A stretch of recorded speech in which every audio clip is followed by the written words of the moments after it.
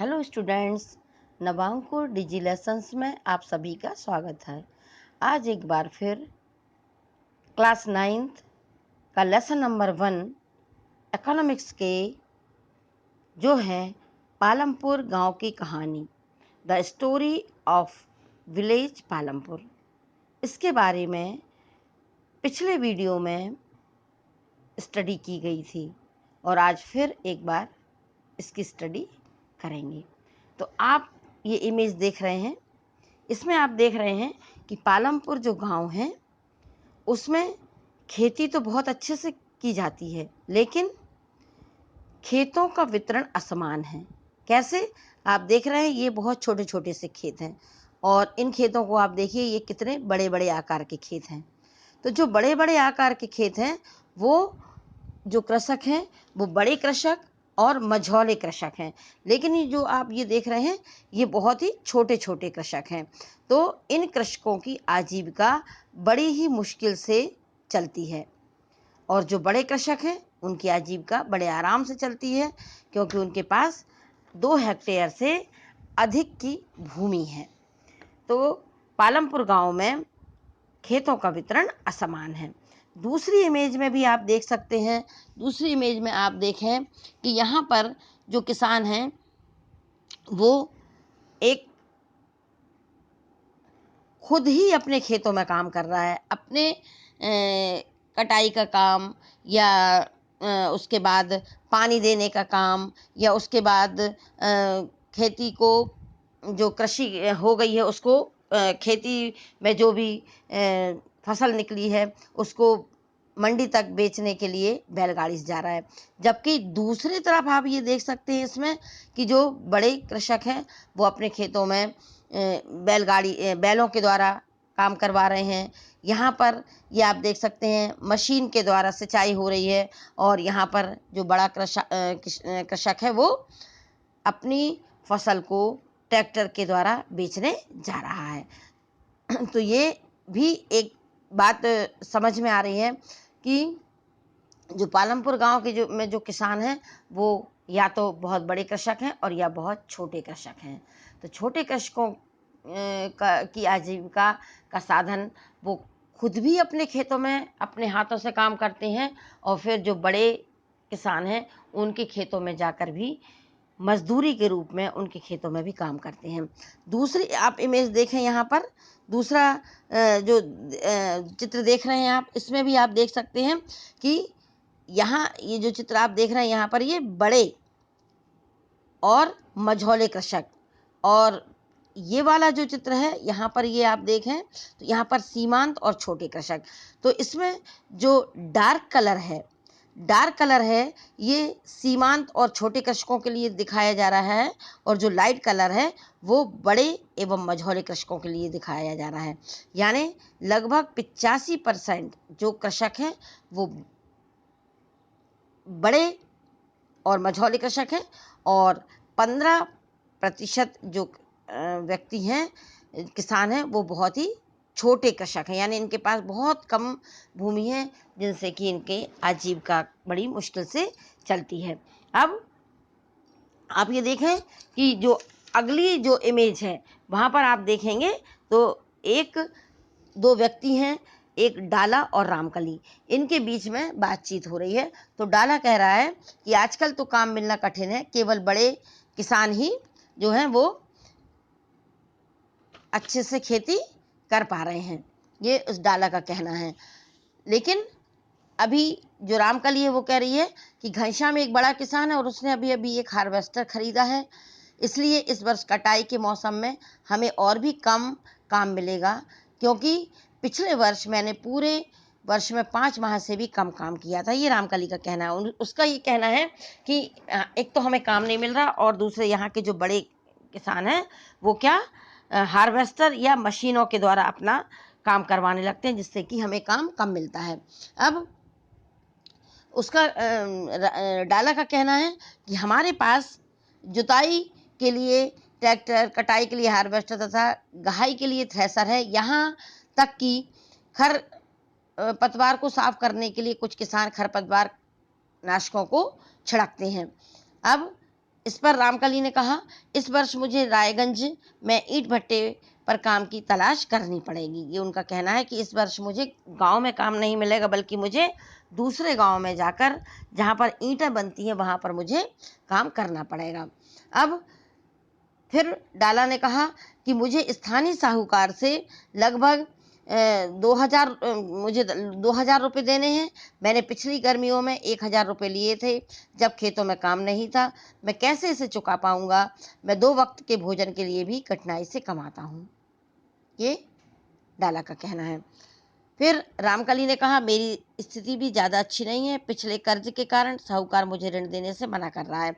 तो ये देखें आपने, 2 कृषक हैं जो आपस में ये बात कर रहे हैं कि मेरी स्थिति अच्छी नहीं है, मुझे गांव में काम नहीं मिल रहा है, दूसरी गांव में जाना पड़ेगा, मैंने जो कर्ज लिया है साहूकार से, वो कर्ज मैं कैसे चुकाऊंगा? तो ये सब चीज़ें क्यों हुई?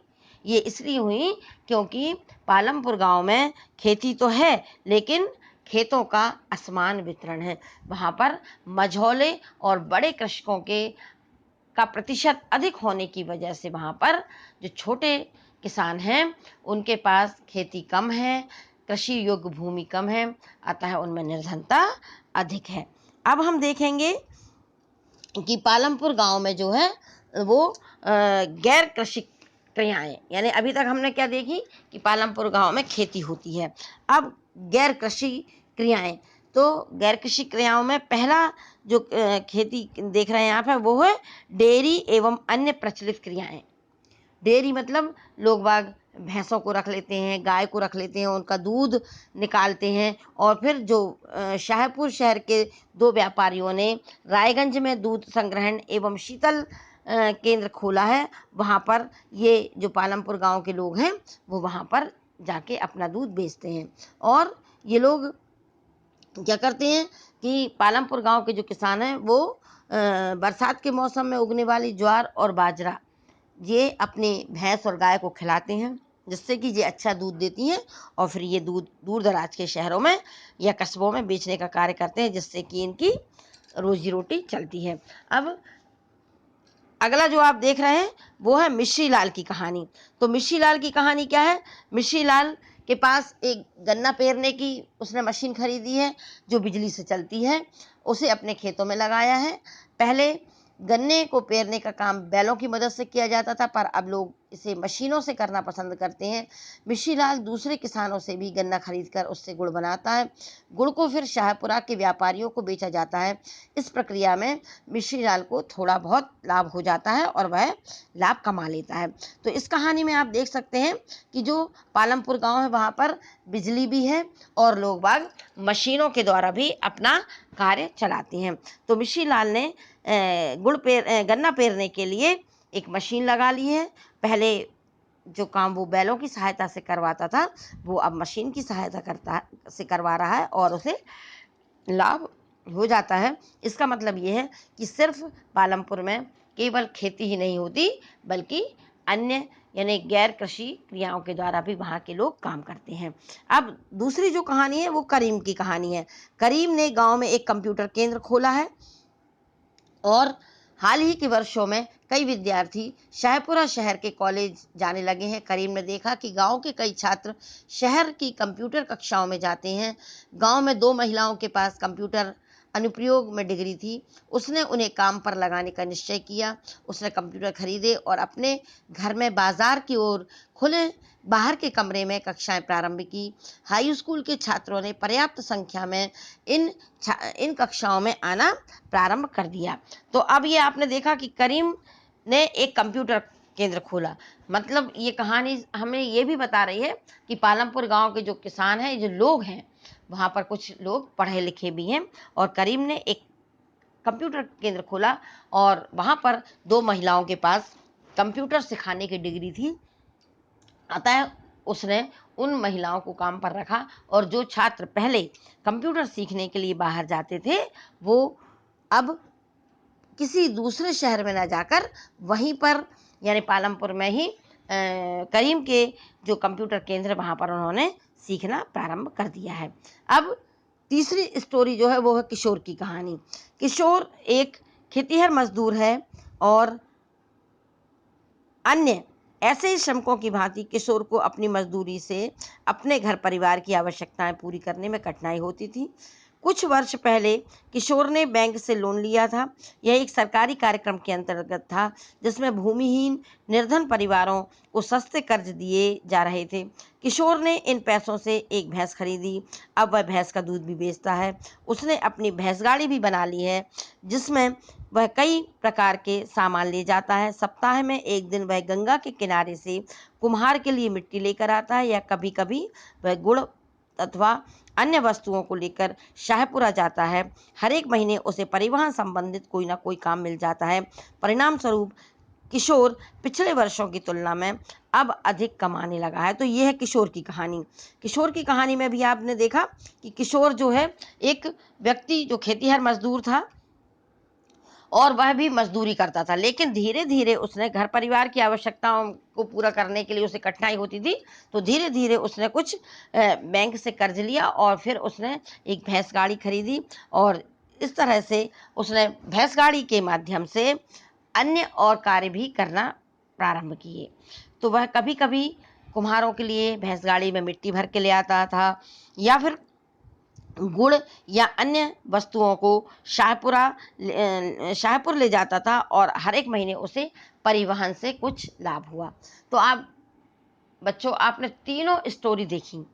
पहली स्टोरी जो मिश्री लाल की कहानी है, उसने गांव में गन्ना पेरने वाली मशीन खरीदी, जिससे कि उसे कुछ लाभ हुआ। मिश्री लाल की कहानी से आप देख रहे हैं कि उसने गन्ना पेरने वाली मशीन खरीदी।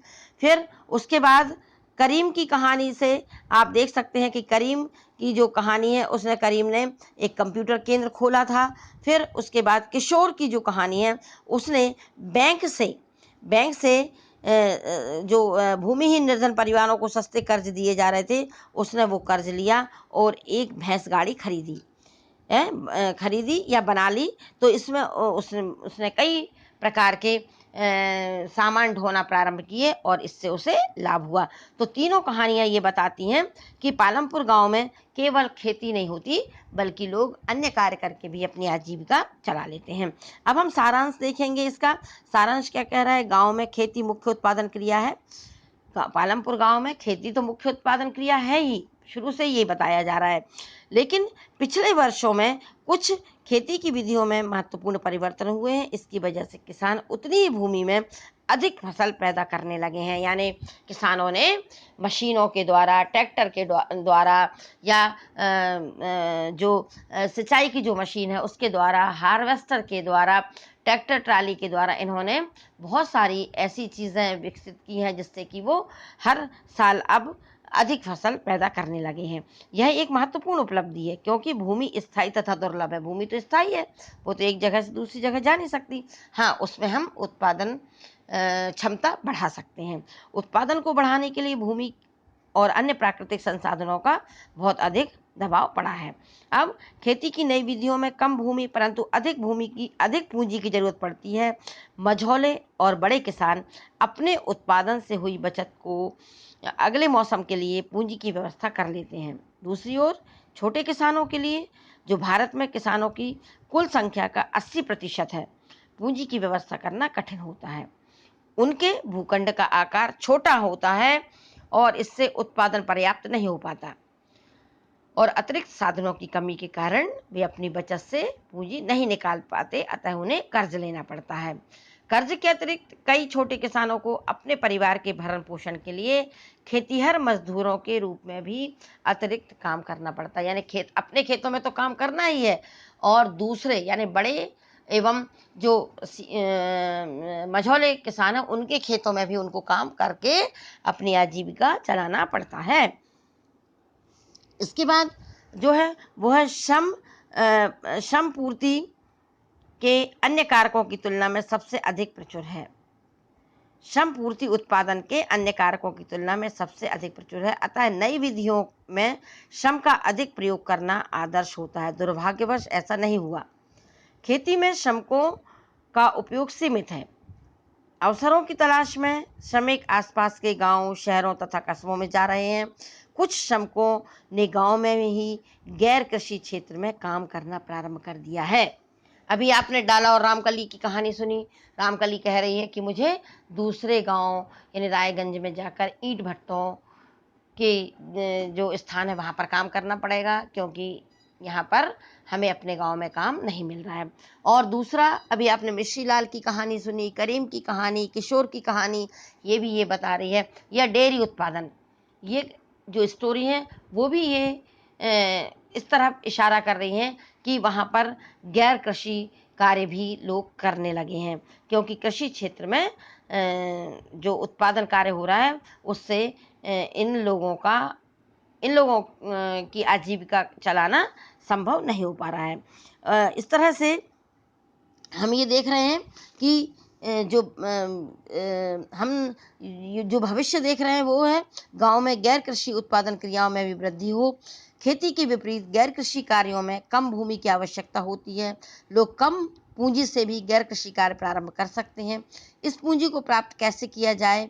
या तो अपनी ही बचत का उपयोग किया जाए या फिर कर्ज लिया जाए, जैसे कि किशोर ने कर्ज लिया था। तो फिर